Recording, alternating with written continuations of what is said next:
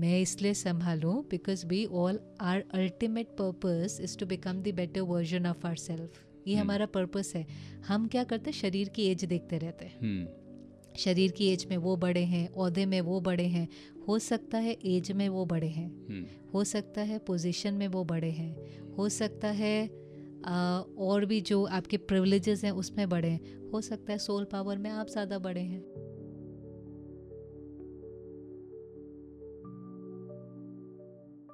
तो मेरी बहुत प्यारी दोस्ती कह सकते हैं. वो पहले एक बहुत फेमस टीवी एंकर हुआ करती थी, तो उसके साथ मैं एक बार कॉफ़ी पी रहा था और ऐसे किसी वार्तालाप से बातचीत शुरू हुई. तो and she is a very beautiful looking, very nice and very influential person.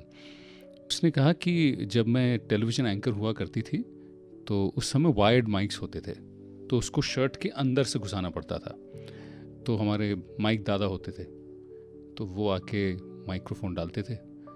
तो डालना तो हमें पड़ता था, लेकिन हमको जो सेट उसका जो है वो आके दादा करते थे.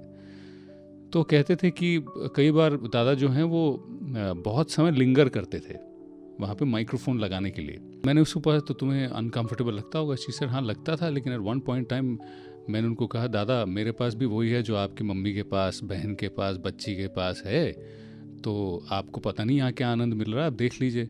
तो ऐसे तुमको बुरा लगा, उनको बुरा लगा, उनको अजीब लगा. शी सेड नहीं, मुझे उस दिन बड़ा लिबरेटिंग लगा. मुझे लगा कि ऐसे क्या है, मतलब शरीर ही तो है, तो ऐसा क्या तुम देखने की कोशिश कर रहे हो, और ऐसा दिख भी नहीं रहा, ढकी हुई हूँ ना मैं. तो जब ये क्रिया चल रही थी मेरे दिमाग में वो वाक्य आया और वो औरत आई, वो मेरी फ्रेंड आई.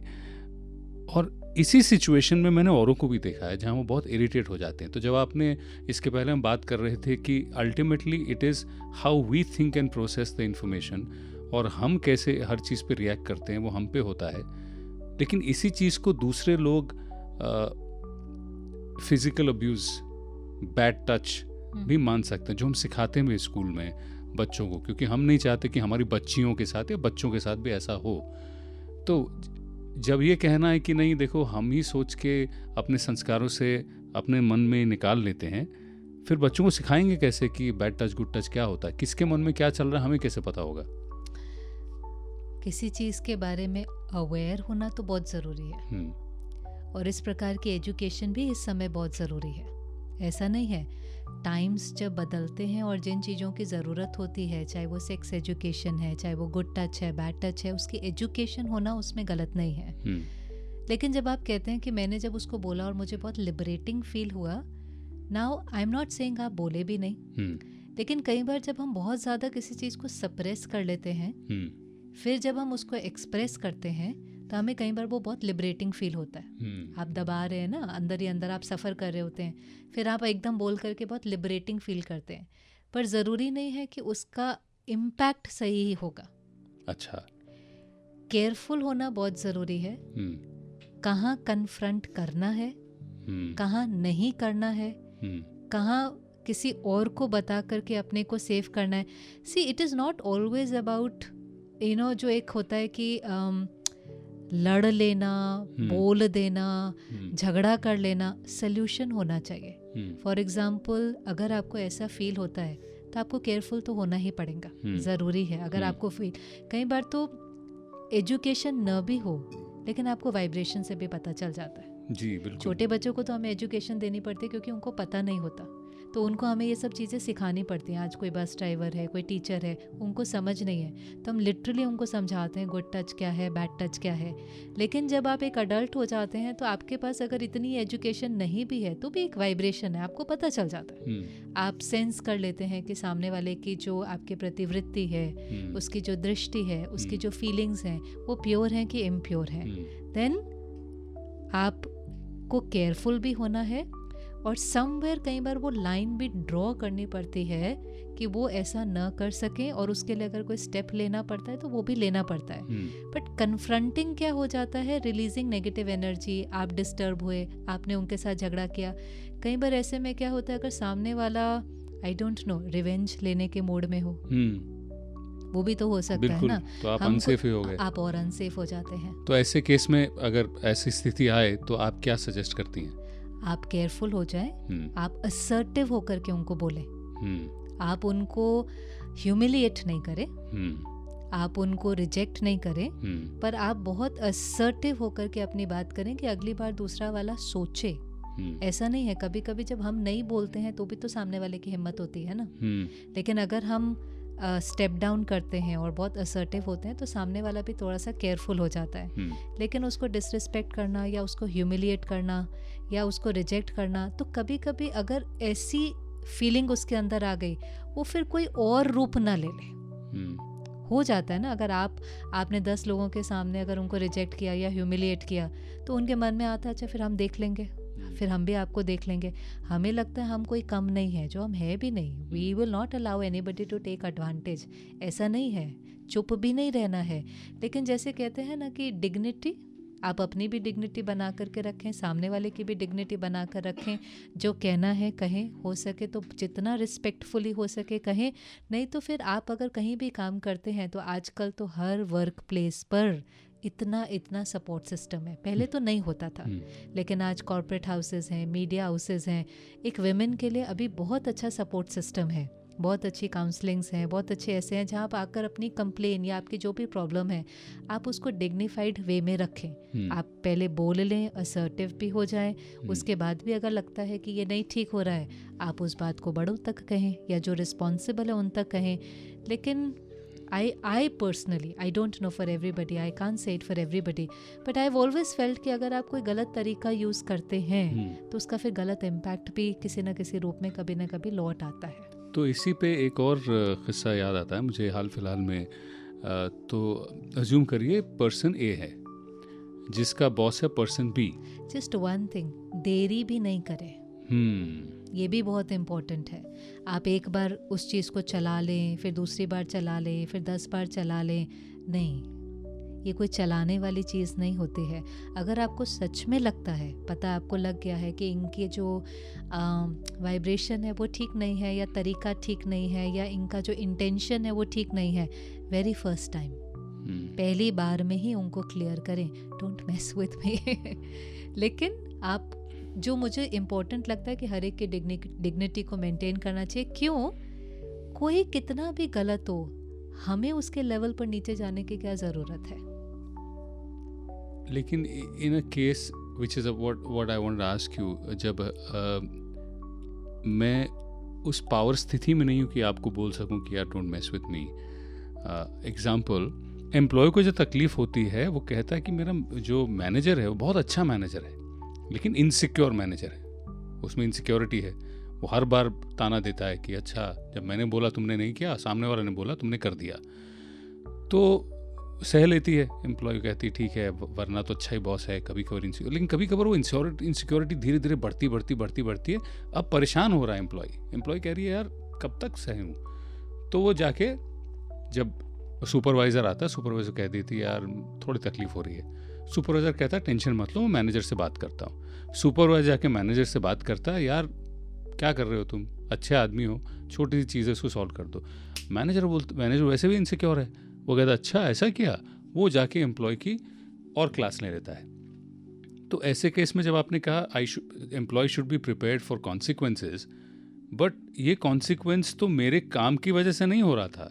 मैंने जाके प्रॉब्लम सॉल्व करने की कोशिश की, सुपरवाइज़र के पास गया, सुपरवाइज़र ने मैनेजर की क्लास ली, अब मैनेजर आ गया, अब तो तुम्हारा जीना मैं परेशान कर दूंगा। दो चीज़ें हैं, इनसिक्योरिटी अलग चीज़ है, it is one personality trait. लेकिन जब आप बात करते हैं किसी का गलत व्यवहार, you know when we were talking earlier about bad touch, good touch, या इस दैट इज़ वेरी डिफरेंट। वो तो रॉन्ग की कैटेगरी में जाता है ना। कई चीज़ें होती हैं जिसको हमें सॉर्ट आउट करना है, हम उस पर वर्क कर सकते हैं। वो आपके अंदर इनसिक्योरिटी है, मेरे अंदर थोड़ी जेलसी हो सकती है, आपके अंदर गुस्सा बहुत है, I could be very sensitive. हम में से कोई परफेक्ट नहीं है, तो ये हो जाते हैं हम सबकी कोई छोटी छोटी इमोशनल बीमारी, वो एक अलग चीज़ है। वो आप टीम के अंदर होंगे तो आप सोचेंगे वो सारे परफेक्ट है, वो ऐसे परफेक्ट टीम और perfect boss I don't think आपको मिलेंगे। लेकिन एक चीज़ होती है जिसको आप वर्क नहीं कर सकते, वो थोड़ा रॉन्ग के कैटेगरी में आती है, जैसे डोमेस्टिक वायलेंस है, फिजिकल अब्यूज़ है, गलत तरीके से टच करना है। वहाँ पर जब आप किसी के पास जाते हैं that is very different. Then you have to take help. आपने असर्टिव होकर के बोला, आपने अपनी तरफ से मेहनत कर ली, वहाँ बहुत सहन नहीं करना होता. That is not the place. उसको टॉलरेट नहीं करना होता. वहाँ पर कोई सोल्यूशन निकालना होता है. Even if it is to an extent कि मे बी आपको जॉब भी छोड़नी पड़े, बिकॉज वो कई चीज़ें नहीं सहन करनी होती. That is injustice. वो अनएथिकल हो जाता है. लेकिन जब आप इस चीज़ को इनसिक्योरिटी से नहीं कंपेयर कर सकते. इनसिक्योरिटी या जेलसी ये एक संस्कार है. वो किस लिए हो सकता है? माना समझो आई कुड बी इनसिक्योर सिर्फ इसीलिए कि मुझे ऐसा लगता है शायद मैं अपनी पावर नहीं लूज़ कर दूँ, मैं अपनी वैल्यू नहीं लूज़ कर दूँ. I am little insecure. मैं अपने से ही इनसिक्योर हो रहा होता हूँ. सो इनसिक्योर व्यक्ति क्या करता है? बहुत कंट्रोल करने की कोशिश करता है. बिल्कुल. That is the sign. जो जितना इनसिक्योर होगा ना, वो बहुत कंट्रोल करने की कोशिश करता है. उसको लगता है कि अगर मैं कंट्रोल करूँगा और सामने वाला अगर मेरे अनुसार कर देगा, सो दे स्टार्ट फीलिंग सुपीरियर और वैल्यूड और रिस्पेक्टेड कि हाँ मना मेरी पोजीशन सेफ है, मैं जीत गया. Every insecure person you know will have a little team and they want to control them, और उसमें उनको लगता है कि मैं सेफ हूँ. बट जिसको हम कंट्रोल करते हैं वो सफोकेट हो जाता है. नेचुरल सी बात है कि अगर आपको कोई बहुत ज़्यादा ऑर्डर करेगा, कंट्रोल करेगा, तो आप सफोकेट हो जाएंगे. ऐसी सिचुएशन में आई विल नॉट सजेस्ट कि आप सीधा अपने सुपरवाइज़र के पास जाएं. अच्छा. वो कोई बहुत अच्छा सोल्यूशन नहीं है. वो तो लास्ट सोल्यूशन है. वो ज़रूरी नहीं है. ऐसी सिचुएशन में आपको, हम जब टीम में काम करते हैं तो हमें पहले तो सामने वाले का सिर्फ अपना दुख नहीं देखना होता, सामने वाले की बीमारी भी देखनी होती है. You know, we're so engrossed in our hurt only that sometimes we're not able to see कि वो इमोशनली बीमार है. ये उनके अंदर संस्कार है. इनसिक्योर पर्सन को सिर्फ रिस्पेक्ट चाहिए और कुछ भी नहीं है. अगर आप थोड़ा सा इस बात को समझ जाएं, और अगर कोई इनसिक्योर है और आप उसको समय प्रति समय कह दें कि नहीं हो जाएगा, will do it your way, will try, उसको रिस्पेक्ट ही चाहिए. आप जैसे उसको थोड़ा थोड़ा रिस्पेक्ट देना शुरू करेंगे, उसकी इनसिक्योरिटी ऑटोमेटिकली कम होने लगेंगी. पर हमारे साथ क्या होता है? उल्टा हो जाता है. जब वो इनसिक्योर हैं, वो हमें कंट्रोल करने की कोशिश करते हैं, हम उनके अनुसार करने के जगह और उल्टा करते हैं. होगा ऐसा ही ना. If you try to control me, I don't want to be controlled, so I will do something different. आप मुझे कहेंगे ये करो, then I will listen to somebody else. I will do that way, क्योंकि मुझे लगता है आप मुझे हर्ट कर रहे हो. जब मैं आपके अनुसार नहीं करूँगा, then you will be hurt. Are you getting it? हम एक दूसरे की बीमारी से प्रभावित हो जाते हैं और एक दूसरे को समवेयर और नीचे ले जा रहे हैं. पर्पस क्या होना चाहिए? एक दूसरे को ऊपर लेकर के जाना. अगर मुझे समझ में आ रहा है कि सामने वाला इनसिक्योर है, तो थोड़ा सा कैसे हम उसको हेल्प कर सकते हैं, कैसे हम उसको सपोर्ट कर सकते हैं, उसको थोड़ा सा इन्वॉल्व कर लें, उसको थोड़ा सा वैल्यू दे दें, उसको थोड़ा सा रिस्पेक्ट दे दें, थोड़ा सा कम्युनिकेट कर लें. इनसिक्योर व्यक्ति को थोड़ा ज़्यादा कम्युनिकेट करना पड़ता है. कई बार सवाल आता है, मैं क्यों करूँ? बड़े तो वो हैं, ओहदे में भी, उम्र में भी, रिस्पेक्ट में भी, सब कुछ तो दे रखा ऑर्गेनाइजेशन ने. उनको मुझे संभालना है, मैं क्यों जाके संभालूँ उनको? मैं इसलिए संभालूं because we all, are ultimate purpose is to become the better version of our self. ये हमारा पर्पस है. हम क्या करते हैं? शरीर की एज देखते रहते हैं. शरीर की एज में वो बड़े हैं, ओहदे में वो बड़े हैं, हो सकता है एज में वो बड़े हैं, हो सकता है पोजीशन में वो बड़े हैं, हो सकता है और भी जो आपके प्रिविलेजेस हैं उसमें बड़े हैं, हो सकता है सोल पावर में आप ज़्यादा बड़े हैं. हो सकता है ना. उसमें कितनी बार कई पेरेंट्स आकर के कहते हैं ये बात तो मैंने अपने बच्चों से सीखी. होता है कि नहीं होता? ये तो उन्होंने मुझे सिखाया. मैं चिंता में थी, पर उसने आकर के कहा मम्मी डोंट वरी ना, इट इज़ ओके, हो जाएगा, डोंट वरी. होता है ऐसा कि नहीं होता?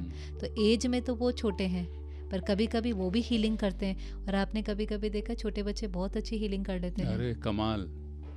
जितनी हम भी नहीं कर पाते उतनी हीलिंग वो कर जाते हैं. और जब हम ऐसा करते हैं तो पहला बेनिफिट किसको होता है? हमें. करने वाले को होता है ना. आप एक चीज़ हमेशा याद रखना, देने में लेना समाया है. देने में लेना, अरे वाह, देने में लेना ही समाया. वाह. देने में लेना, जब हम दे रहे होते हैं, फॉर एग्जांपल आज हम ये नॉलेज औरों के साथ शेयर कर रहे हैं, सबसे पहले बेनिफिट किसको होगा? खुद का. सबसे पहले बेनिफिट हमारा होगा. सबसे पहले हमारे कान सुनेंगे. देने में लेना समाया है, माना यू विल ग्रो. आप अगर किसी को रिस्पेक्ट देंगे, आप अगर किसी से प्यार से बात करेंगे, आप अगर किसी को थोड़ा सा ज़्यादा कम्युनिकेट कर देंगे, आप ही बढ़ रहे हैं. आप भी तो ग्रो हो रहे हैं ना. अच्छा, देने में लेना समय, जो देंगे वही वापस मिलेगा। वही वापस मिलेगा। आप उनकी इनसिक्योरिटी को ख़त्म कर सकते हैं, उनको थोड़ा थोड़ा रिस्पेक्ट देकर ख़त्म कर सकते हैं, पर हम उनको हील नहीं करना चाहते। हम यही कहते रहते ये ऐसे क्यों करते, ये ऐसे क्यों करते, ये ऐसे क्यों करते। हम परफेक्ट हैं। तो इसमें कभी कभी एक बात आ जाती है कि दिस इज़ लाइक रिस्पेक्ट देने में दिक्कत नहीं, मैं तो रोज़ ही रिस्पेक्ट देती हूँ। एक चीज़ में वो जेलस हैं, इनसिक्योर हैं, आप कह रहे हैं नहीं उनकी आप नेगेटिविटी मत देखो, आप थोड़ा उनको और रिस्पेक्ट दो, तो ये तो उनको बटर करने जैसा हो गया। मैं क्यों करूं बटर उनको? हम बटर नहीं कर रहे हैं। हाँ। हम क्यों बटर करें? अगर हम जेन्युइनली किसी को respect, see again it's about the intention ना। इंटेंशन में क्या है? बटर करने की इंटेंशन होती है when I want something from you, और वैसे रिस्पेक्ट देने की इंटेंशन होती है आई जेन्युइनली रिस्पेक्ट समबडी ना। ये मेरा नेचर है रिस्पेक्ट देना। क्या? I think right for you, I radiate right energy for you, मुझे आपसे कुछ नहीं चाहिए। और एक होता है कि बटर करना क्या होता है? I am being nice because I have an agenda. No, I agree, ये बिल्कुल सही कह रही है। बट वो एम्प्लॉय कह रहा है मैं तो रिस्पेक्ट करती हूँ, मैं तो मैनेजर को बहुत रिस्पेक्ट करती हूँ, वो इनसिक्योर हैं, उल्टा आप मुझे ही आके बोल रहे हैं। मैं आपको सुपरवाइजर के पास प्रॉब्लम लेके गई हूँ, आप मुझे बोल रहे हैं। तो बीमार कौन है? बीमार कौन है? जैसे घर में कोई बीमार होता है तो फिर सेवा किसको करनी पड़ती है? जो ठीक है वही तो सेवा करेगा ना। अगर समझो मदर भी बीमार है तो ओहदे में तो मदर बड़ी हो गई, लेकिन अभी घर में मदर बीमार है तो सेवा किसको करनी पड़ेगी? बच्चे को। हुआ था ना, हमने देखा ना कोविड आदि में पेरेंट्स बीमार थे तो बच्चे कर रहे थे ना सेवा, कि बच्चे ये कह रहे थे कि नहीं हम क्यों सेवा करेंगे, ये बड़े हैं ये सेवा करें। इसमें बड़ा छोटा नहीं होता है। बट वो घर है हमारा, हमको संभाल के चलना है, घर है, प्यार है, बहुत सारे रिश्ते हैं, ये प्रोफेशनल सेटअप है, अपना काम करो जाओ। आप अपने घर से ज़्यादा समय कहाँ रहते हैं? ऑफिस में रहते हैं। तो इसको घर बना ले। इसको घर बना। घर क्या होता है? जब दो लोग काम करते हैं तो वो एक रिश्ता ही है ना। चाहे आप उसको सी एनर्जी तो एक्सचेंज हो ही रही है। आप घर में 1 घंटा रहते हैं, 8 घंटा आप ऑफिस में रहते हैं। अगर वहाँ आप कंफर्टेबल नहीं होंगे तो वही एनर्जी तो आपने घर लेकर के जानी है। वही एनर्जी तो घर लेकर के जानी है ना, जो यहाँ पर 8 घंटा एक्सपीरियंस करेंगे। और अगर यहाँ पर आप उसको अच्छे से नहीं लिव इन करेंगे तो घर जाकर वही तो अपने परिवार को रेडिएट करेंगे। इट इज़ जस्ट लाइक हम सब परफेक्ट तो नहीं है। वर्क एक मीडियम है। सी वर्क भी क्या है? इस जर्नी के दौरान हम सब अपने को बेटर बना रहे हैं। कौन कह सकता है कि हम परफेक्ट हैं? आज आप अपने बॉस के बारे में कह रहे हैं कि वो बहुत इनसिक्योर है। शायद उस बॉस से पूछेंगे तो उसके भी मन में कोई ना कोई बात होंगी कि नहीं होंगे। उसको लगेगा ये बहुत रिस्पेक्टफुल नहीं है, ये बहुत कम्युनिकेट नहीं करते हैं, ये बहुत अपनी मर्जी कर सकते हैं। हो सकता है कि नहीं हो सकता। अब एक है कि हम एक दूसरे की कमियां देखते रहें, उसका चिंतन करते रहें, वो डिफेक्ट बढ़ता जाएगा। अगर उनकी कमी का इफेक्ट मेरे पर होगा तो वो मेरा डिफेक्ट बन जाएगा। और हमें फ्लॉलेस बनना है, हमें डिफेक्टेड नहीं बनना है। हमें हमारा एम क्या है? आप एक बार उनकी बीमारी देखेंगे ना, क्या है हम सभी अपनी अपनी बीमारियों में इतने उलझे हुए हैं। If you really see insecurity कोई कंफर्टेबल फीलिंग थोड़ी ना होती है। बट ये भी बिल्कुल सही है। हम सब में इतनी चीज़ें हमारे खुद के दिमाग में चल रही होती हैं, हम खुद अपने जीवन से इतने जूझ रहे होते हैं कि सामने वाले की बीमारी देखने का समय नहीं है हमारे पास। रिश्तों का पर्पस क्या है? बट मुझे तो रिश्ता ऑफिस में कायम करना ही नहीं है। मुझे करना है अपना काम करूं, जाऊं, और ठीक है यहाँ पे आया, काम किया। तो फिर क्या फ़र्क पड़ता है अगर वो आपसे वो इनसिक्योर भी हैं तो रहने दें। क्योंकि मेरे काम को अफेक्ट कर रहा है वो। तो इसीलिए तो ना, रिश्ता क्या है? एनर्जी का एक्सचेंज है। ऐसे नहीं होता मुझे नहीं बनाना। सी कभी कभी कई लोग क्या करते हैं, रिश्ता तोड़ देते हैं, डिवोर्स ले लेते हैं, अलग अलग रह रहे होते हैं, फिर भी एक दूसरे के बारे में सोच रहे होते हैं। हाँ बिल्कुल होता है ऐसा कि ज़्यादा ही सोचते हैं, ज़्यादा सोचते हैं, कम सोचते हैं, पर हो सकता है ना। सो ये कोई रिश्ता ऐसा नहीं होता है कि हम दो एक साथ रहते हैं तो हमारा रिश्ता है, पेरेंट चाइल्ड का रिश्ता है। रिश्ता एनर्जी का एक्सचेंज होता है। अगर बार बार जैसे हम बार बार मिलते हैं, बार बार रिकॉर्डिंग करते हैं, बार बार, तो हमारा एक रिश्ता बन जाएगा कि नहीं बन जाएगा? आप कुछ मेरे बारे में सोचेंगे, मैं कुछ आपके बारे में सोचूंगी। अब मैं कहूँ नहीं ऐसा नहीं हो, हम आए, हम रिकॉर्ड करें, हम चले जाएं। पर ऐसा नहीं होता ना। हम आएंगे, हम रिकॉर्ड करेंगे, ज़रूर आप मेरे बारे में कुछ सोचेंगे, मैं कुछ आपके बारे में सोचूंगी, then you will go back. फिर आप अपने परिवार को कहेंगे आज हम मिले थे, हमें अच्छा लगा या नहीं अच्छा लगा, या बहुत अच्छा लगा या बहुत बोरिंग लगा। So this is how it is. रिश्ता is what you are thinking about that person, वही रिश्ता है। रिश्ता मन में बनता है, रिश्ता मन में बनता है। मन में आप उस व्यक्ति के बारे में क्या सोचते हो। तो जब हम रिस्पेक्ट देने की बात कर रहे हैं तो हम उनके बारे में मन में क्या सोच रहे हैं, बस उतना ही तो चेंज करना है। आपने यहाँ चेंज किया ना, वहाँ अपने आप चेंज हो जाएगा।